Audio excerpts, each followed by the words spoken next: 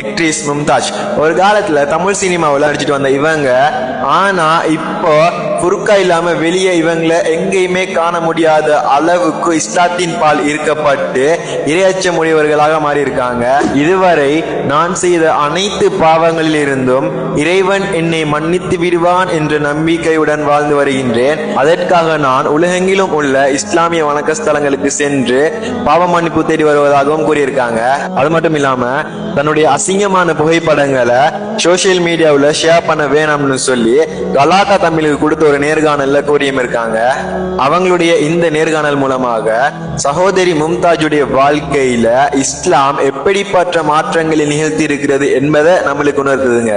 இவங்களுக்கு ஏற்பட்ட இந்த இரையச்சம் மூலமாகவும் இவங்களோட வாழ்க்கையில ஏற்பட்ட மாற்றங்களையும் வச்சு பார்க்க சொல்ல நம்ம என்ன விளங்கி கொள்ளணும்னா, அல்லாஹ் யாருக்கு நலவை கொடுக்க வேண்டும் என்று நாடுகின்றானோ அவர்களுக்கே நலவை கொடுக்கின்றான்.